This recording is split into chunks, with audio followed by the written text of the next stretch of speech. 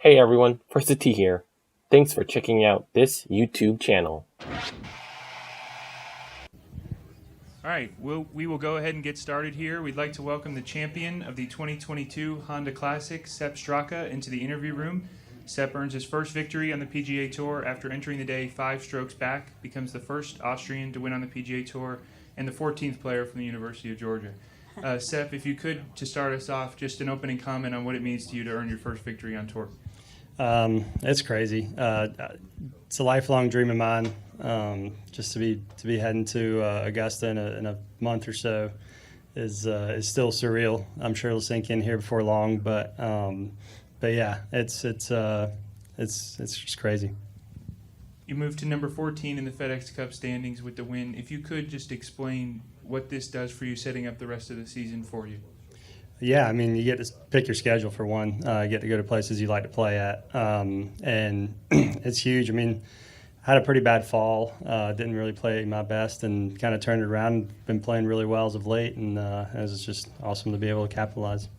And last one for me before we get started. This gives you a good chance to get into the Tour Championship and accomplish a lot of those goals that you set out at the beginning of the season. What would that mean for you to reach that benchmark, especially Valdosta native and a University of Georgia graduate? It'd be awesome. Atlanta is always the end goal of the year, and to have kind of a good start heading in there down the stretch here in the summer is going to be fun to try to get there. All right, we'll take some questions out here. We will start on the left, right over here. Sepp, congratulations. Thank you. When you I have two questions. The first is about mindset. When you bogey the first, what does that do as far as, did you just forget it and just move on, next play, next hole? Is that the thinking there, or is there? No, I was pretty pissed, but but I knew that I'd been putting really well all week. I mean, I'd been reading Davenport and I'd been reading the greens great, and we've been putting a lot of good rolls on it, and it's just one of those things where when the greens get as fast as they are here, it gets windy, you're going to have some misses, so you do have to kind of try to just get over it and try to make the next one. And like was said, you're the 14th Bulldog to win out here. Keith getting just absolutely dumped on in the rain to make sure that he's out there for that moment. What is the fraternity like, and what is it when you see other people as happy for you as you probably are for yourself in that moment? How much does that add to it? It means a lot. I mean, that's really what it's all about. You know, those guys, there's just such a good group of guys, Bulldogs and also other guys. We rent houses every week. We stay together.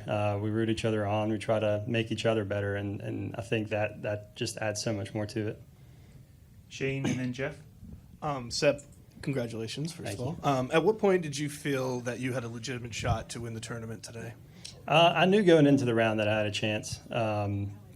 This course is crazy. There's no gimme holes at all. So you got to be on it. And there was only one guy 5 ahead of me. And so I knew if I just kept my head down and just try to score, make the best score I could on every hole, just try to make the best swing I could. In the end, there was a good chance of being there. And I heard a story that when you were young, you chose golf over soccer because it didn't require as much moving around. Care to comment on that? I can't name my source, but it was Felix Hasselsteiner. I was a goalie, so there wasn't that much going on anyways. But yeah, my brother and I kind of made that move together. We did a summer camp, and he really decided that we were going to start playing a little more golf, and that's kind of how we got into it. Where was the camp? I was at Fontana in Oberwaltersdorf in Austria. We'll spell Did you that get for you later. After. Go ahead, Jeff. I had two for you. Given how volatile this course can be, is it a good course to chase on? It is. I feel like historically there's been a lot of guys who've come from behind to win here, just because not only is every shot you hit really demanding and really tough, I mean, when you add the nerves and the pressure on top of that, it just makes it really hard and just so easy to make mistakes. So, yeah, I definitely think so. And can you take us through 18 with that second shot in? What's the rain factoring in there? What are you facing when the club you hit? For sure. We were lucky we got to hit our drive before the rain, which was huge. So I hit a pretty good drive down there. And, once we got there, it was a 7-iron. It was a perfect number, and then it just started dumping rain. And we ended up switching to a 6-iron, tried to hit the same shot and pulled it off. On the left. Can you When you saw that Shane's putt missed and that you knew it was over, is the first thought I win? Is the first thought the check? Is the first thought Augusta? I guess how quickly does Augusta enter the thinking in that moment as you're processing how things have just changed for you in an instant? I didn't even think about Augusta until an interview, like 10 minutes later, and that's when it really sunk in, which is just still surreal to be going there. But yeah, I just was in disbelief, really. You try to believe that you can win, but until you actually get it done, it really is hard to believe. Shane? Over here again, Sepp. You're somebody obviously who has a foot in two countries. This is going to be huge for Austrian golf, but just curious from your perspective, do you feel Austrian? Do you feel American? I just kind of wanted to get your thoughts on that. Yeah, I have a good friend in Austria, Clemens. I used to always say that I was 50-50, 50% Austrian, 50% American. He was like, no, you're 100% Austrian, 100% American, which is very accurate. I feel a connection to both countries, and yeah, it's definitely split. How would you describe your accent? To me, it sounds very American, but I'm not. Yeah, I mean, my mom's from South Georgia, so yeah, there's definitely not much of an accent there. So you need a microphone right here on the left? Yeah. I was at the national championship game in Indy, and every fan I know, Georgia fan, is just they've been on cloud nine forever. So does that victory in the national championship game, finally beating Alabama, did that have any motivation for you this spring season? Yeah, I mean, I think we had 10 dogs in Hawaii when we won that natty. I think all 10 made the cut that week. So yeah, we're definitely riding that high, and I feel like they kind of got us over the hump. Other questions? Jeff? And then we'll go just pass the microphone over when you're done. What was it like to call your dad? What was that conversation like? It was awesome. I mean, he's been there. Both my parents have been there, from the get-go, and they've been so supportive and just always cheering me on and always believing in me. So that was a really special phone call. Okay, your real name is Joseph, right? Mm-hmm. Where did the Sepp come from? What does it mean? Sepp is a nickname in Austria for Joseph. Yeah, I've always gone by Sepp. Joseph's just my legal name. And did your father have any clue before you called him? Oh yeah. He doesn't miss a shot. No matter he doesn't miss a shot whether I'm playing well or bad. He's always okay. right there. I was thinking he was back in Austria. He is back in Austria, but he watches every shot. So yeah, he's always right there. Okay. Alex? Yeah, I guess a couple questions. One is, does he provide any kind of guidance or analysis of your game? Maybe a little too much at times, but no, he just support. I mean, he just wants me to do well, and he loves golf. He's a big golfer. He may not be the greatest golfer, but he does put his input in there every now and then. When you finished tied for 10th at the Olympics, after the first round, you seemed to be feeling like you had your game that week.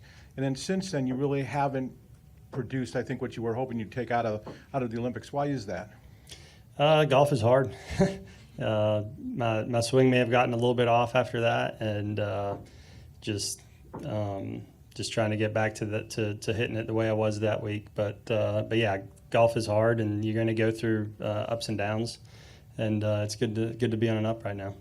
And one other thing, you changed coaches in the late fall. My understanding is basically saying, I don't want you to rewrite, change my game. I just want to be a little better than what I got. I need to be able to shorten my swing a little and do the things that you talked about in Tokyo. Is that an accurate assessment?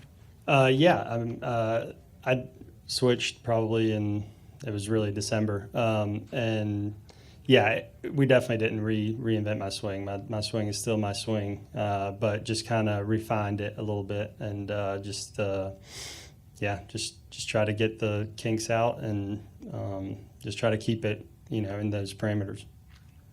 Who is the coach, Sepp? John Tillery.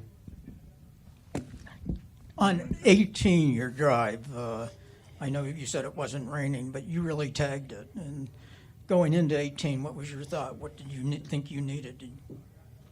There was really no telling. I didn't really know what Shane was doing on 17, and this course is crazy. I mean, you can make birdie on 17 just as well as you can make a double or a triple. So I really didn't know. I just knew that I wanted to make at least a birdie to give myself the best chance. Other questions for Sepp? Alex? You said about the first hole after you missed a 2-footer that you were pissed. Did that refocus you at all as well?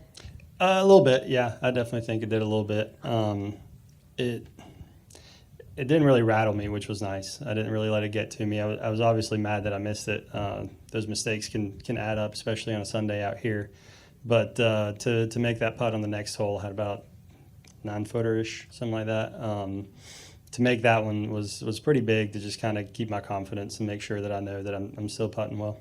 And the other thing is Shane talked about it. It felt like he kind of got you got a break that he did not get standing on the tee at 18. In reverse, would you have felt the same way?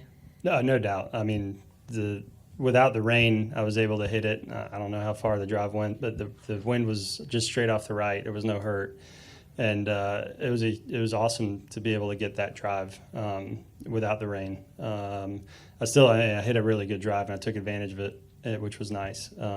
But yeah, I mean, the second shot was way harder than the drive. And one last thing, Katayama clearly didn't want to hit his second shot at 18. Would you have been comfortable enough saying, let's go in and come back out, or did you really want to hit your second shot? I don't think anybody wanted to hit in that. It was coming down pretty good, so I don't think anybody wanted to. But as long as there was no lightning, there was really no way around it. So yeah, Kurt ended up hitting, and we played on. Any more questions for Sepp? Sepp, congratulations on your first victory on the PGA Tour. Thank you. Appreciate it. Thanks, guys.